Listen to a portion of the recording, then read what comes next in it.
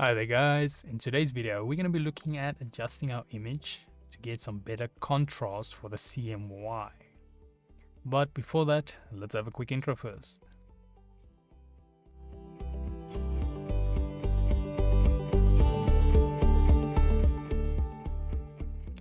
So today's video can be found on softwaretraining.co.za. We make short and easy to watch problem solving videos, and we also have daily updates. Otherwise, back in the program here. So now in the previous video we looked at removing our K from our CMY layer and adding a K layer on top with a multiply overlay.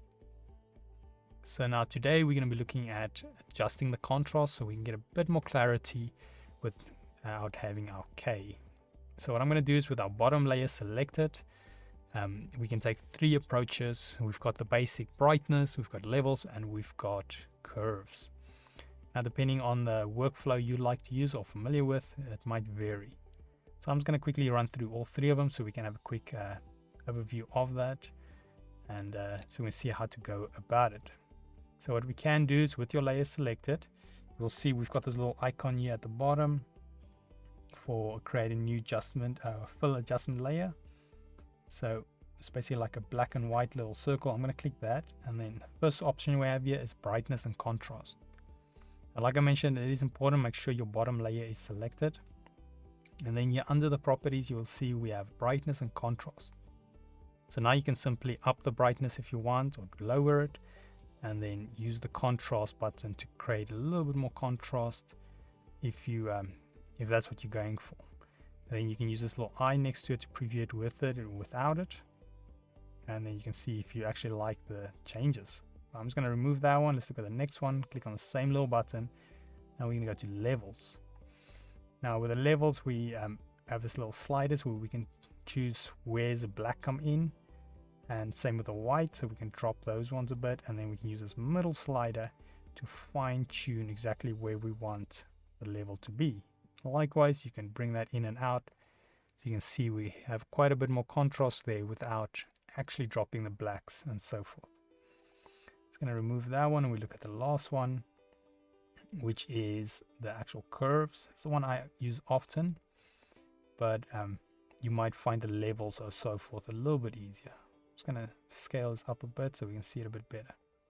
So what I like to do is just create a little S curve here, pop up the blacks a little bit, and then you can maybe even consider dropping some of the whites on top if it's necessary. Now you can play around with these points till you find something you like.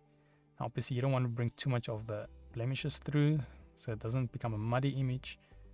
But yeah, if we go before and after, you can see that little bit of contrast when you find your printing is going to do quite a difference.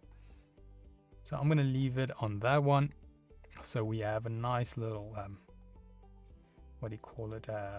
adjusted image with a little bit more contrast. So we can just preview with and without again. So this is without. I didn't do something major, but you can obviously push these values more if you really need to.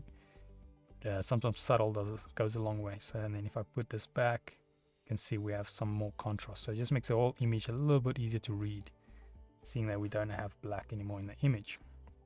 But yeah, otherwise, before we head on to finalizing this image and exporting it to the right formats, I would say if we go here to softwaretraining.co.za, you guys will notice we've got a variety of different softwares we do cover, and you can also isolate your search on the top right.